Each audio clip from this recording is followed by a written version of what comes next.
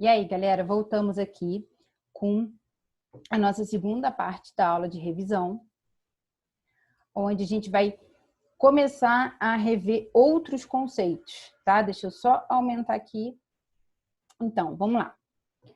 Aqui, a gente que ainda está no gabarito. Pronto. Olha só.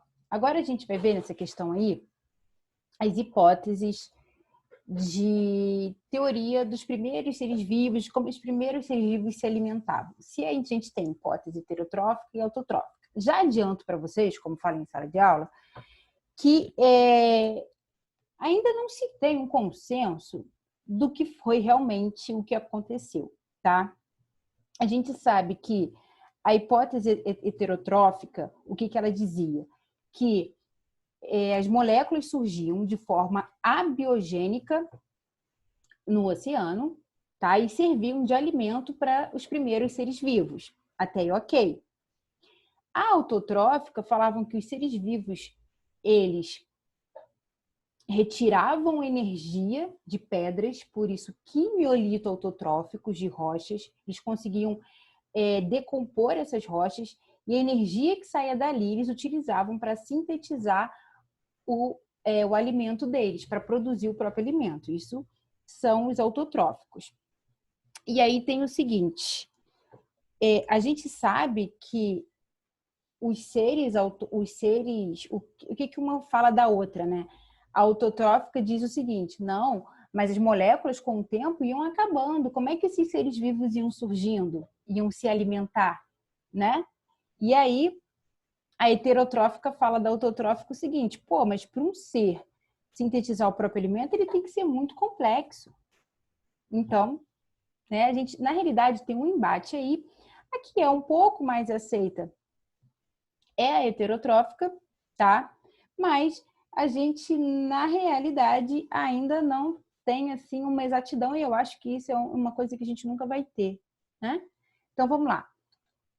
6. Uma das hipóteses de surgimento dos primeiros seres vivos apoia-se no fato de que a fonte de alimento seria constituída de moléculas orgânicas produzidas de modo biogênico.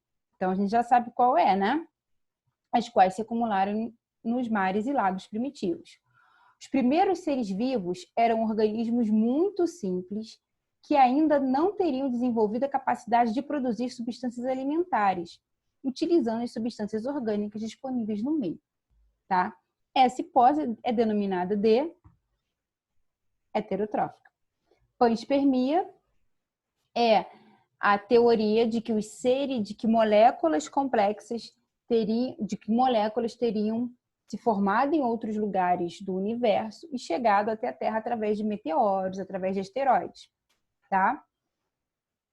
A geração espontânea a gente já viu o que é. A autotrófica também eu falei. E a biogênese também. Tá bom, galera? Então, letra B de bola, tá? Número 7. Os coacervados são estruturas microscópicas, esferas, circundadas por matérias orgânicas, conforme mostra a imagem. Então, aqui a gente tem um coacervado e provavelmente essa matéria que está circundando ele aqui é um lipídio. Então, vamos lá. Essas estruturas, estudadas pelo pesquisador russo Alexander Oparin, representariam uma etapa importante na teoria sobre o processo que deu origem à vida na Terra. Letra A. Quais moléculas orgânicas constituem os coacervados? Galera, então como é que você vai responder isso? Ele quer molécula orgânica. Você vai botar proteínas, tá? Como a gente já falou. Então, proteínas. Qual a importância dos coacervados para a teoria de origem da vida? Então, o que você vai responder aqui? Eu vou falar devagar para você poder anotar aí, tá bom? Então, pega o seu caderno e anota. Então, quais as moléculas orgânicas dos coacervados? Proteínas. Qual a importância dos coacervados para a teoria sobre a origem da vida? É o seguinte, eu vou primeiro explicar, depois formulo a resposta para vocês.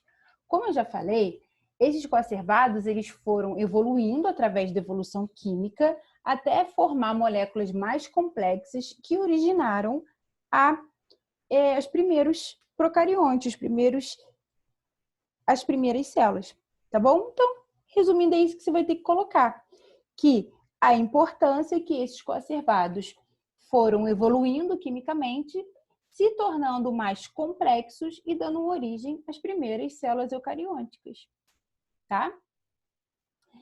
E letra B, o processo de origem da vida por meio da formação de coacervados se aproxima mais das ideias defendidas pela biogênese ou pela abiogênese? A gente sabe que foi por geração espontânea, então é por abiogênese. E como é que você vai explicar?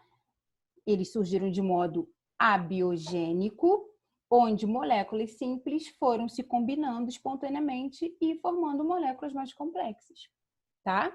Então, eles se aproximam mais da biogênese, aqui, aonde moléculas simples foram se combinando e se tornando moléculas mais complexas. Ou você pode falar e explicar a evolução química também, não tem problema. Que através da evolução química, moléculas simples se tornaram moléculas mais complexas. Você pode colocar a evolução química também na sua resposta, tá ok?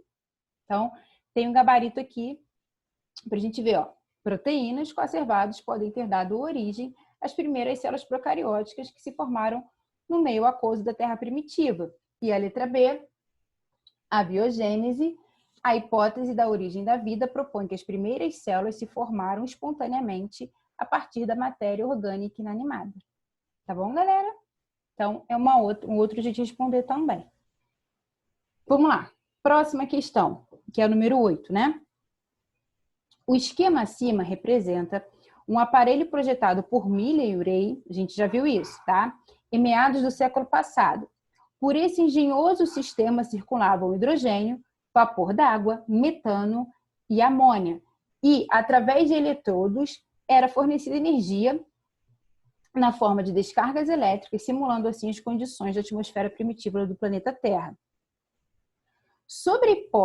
Após algum tempo, Miller e Urey observaram como resultado das reações químicas a formação de produtos como aminoácidos, carboidratos e ácidos graxos simples, que foram se acumulando. Sobre a hipótese que esse experimento corroborou sobre a origem da vida no planeta Terra, é correto afirmar que... Então, vamos lá. Reforça a evolução gradual dos sistemas químicos? Sim. Onde os gases na atmosfera primitiva formavam espontaneamente os compostos orgânicos que originaram as primeiras formas de vida no planeta Terra? Corretíssimo, tá? Corretíssimo. Beleza? Então, letra A. Agora, questão 9. No século XIX, Louis Pasteur realizou experimentos... Agora vai ficar difícil a gente ver aqui. Deixa eu fazer uma coisa aqui, peraí. Só para a gente poder ler essa questão aqui. Então, vamos lá. No século XIX, Louis Pasteur realizou experimentos utilizando frascos com pescoço e sem... Peraí. Desculpa, gente. Eu estou muito cansada. Utilizando frascos com e sem pescoços alongados, pescoços de cisne, com o objetivo de compreender a origem da contaminação por micro-organismos em meios de cultura, conforme ilustrado a seguir. Então, aqui o que a gente tem? O Louis Pasteur pegou um caldo, ferveu. Peraí, deixa eu... Não quero escrever aqui, quero essa aqui. Bom, não vai entrar agora a minha caneta, não está entrando. Né? Entra sim, peraí.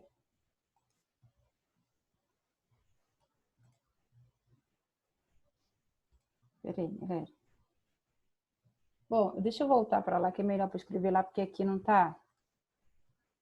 A caneta não tá funcionando aqui, né? Bom, então, aqui ele pegou um frasco, ferveu, tá? O balão ficou estéril e depois, sem pescoço de cisne, o balão ficou contaminado alguns dias.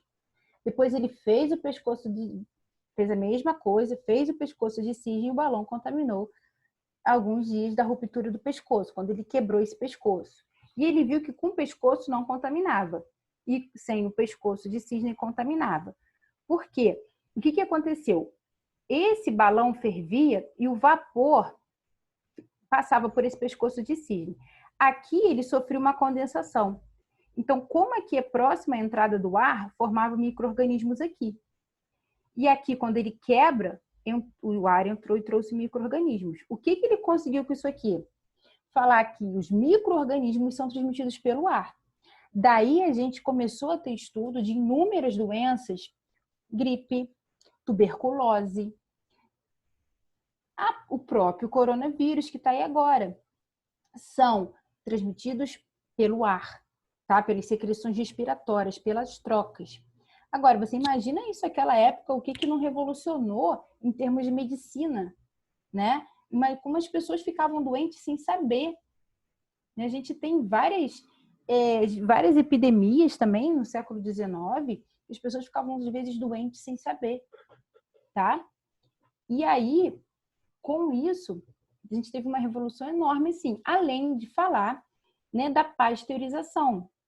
Essa ideia de aquecer e deixar um líquido estéril ajudou muito, como eu já falei para vocês, a eliminar os casos de tuberculose na Europa, diminuiu demais, porque a tuberculose, ela é uma bactéria que inicialmente ela está no solo, a vaca vai pasta, ingere essa bactéria infecta os vasos linfáticos que ficam nas tetas dela, principalmente. E aí, quando o cara vai lá, retira o leite, a gente acaba ingerindo. Quando começou essa questão da fervura, o leite ele se tornou estéril, né? A gente quando um líquido, antes de passar pela pasteurização, a gente fala que ele está cru. Quando ele passa pela pasteurização, ele fica estéril. E o que é a pasteurização? Você aquece muito esse líquido e depois resfria muito rápido. Com esse aquecimento muito rápido, você tem a desnaturação de inúmeras bactérias ou inúmeros outros micro-organismos que possam estar ali, tá? E daí vem UHT, que é ultra alta temperatura em inglês, tá?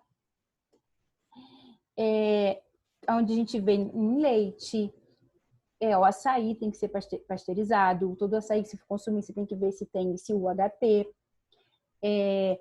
creme de leite, tudo que é a base assim, de leite ou alguma fruta que é pasteurizada, eles passam pelo mesmo processo, tá? Então, vamos lá. Tais experimentos embasaram o Pasteur a comprovar a teoria da abiogênese, observando que os micro-organismos são gerados constantemente e nutritivos. Gente, olha só, não. Eu já discuti isso com vocês. O Pasteur, ele tenta comprovar a teoria da biogênese, ok? Porém, ele não consegue dizer que a abiogênese não existe, tá? Ah, Mary, mas ele derruba a teoria da geração espontânea? Não, isso daí já caiu por terra há muito tempo. Ah, mas eu li no livro, eu vi no site. Então, é porque ainda não está atualizado, mas isso aí já caiu por terra há muito tempo, tá? A geração espontânea derrubou a geração espontânea, observando que os micro-organismos se proliferam em meios nutritivos adequados, independente do contato direto com o ar. Não, eles dependem do contato com o ar, porque eles são disseminados pelo ar. Da evolução biológica, observando que o ambiente adequado proporciona o surgimento de diversidade biológica desde contato direto com o ar. Não, ele não falou disso aqui, da diversidade biológica. Então, comprovou a teoria celular, observando que todos os organismos são formados por algum tipo de organização celular. Não, quem trabalhou foi outro cara, tá? E foi bem antes. A biogênese, observando que da biogênese, né? Observando que todo organismo vivo provém de outro pré-existente, dependente de contato direto com o ar. Então, letra E, tá bom? Ó, passou direto. Letra E, tá bom, galera? E por último, nossa questão 10, para a gente fechar a nossa revisão. Então, vamos lá. Com sua teoria dos micróbios como agentes causadores de doenças, e seus preceitos antissépticos, suas vacinas e seu tratamento inovador contra a raiva, que salvou vidas, do contrário, estariam perdidas, Pasteur não só revolucionou a medicina, como se tornou um benfeitor da humanidade. Ele foi ainda o principal responsável pela reputação definitiva da teoria da geração espontânea. Gente, é só pela reputação, porque ele não derrubou, tá? Então, vamos lá. Assinale a alternativa que aponta qual experimentos a respectiva conclusão foram responsáveis pela oposição e refutação da geração espontânea. O experimento de balões de pescoço de cisne mostrou que o líquido fervido mantém a força vital. Nesse caso, as gotículas de água acumuladas no pescoço retêm micro-organismos contidos no ar atmosférico que penetram no balão. Tá certíssimo, tá? Viu como é que ele não derrubou? Tá bom, galera? Então, letra A, tá? A gente fica por aqui. Qualquer dúvida, vocês podem procurar a monitoria de vocês, tá? Aproveitem para tirar as dúvidas, refaçam as questões da apostila, para quem já fez, para quem não fez, façam, né? E deem uma olhada no caderno também, que lá tem muita informação, e estudem essa revisão que a gente passou aqui, tá bom? Então, boa P1 aí para vocês e até a nossa próxima aula.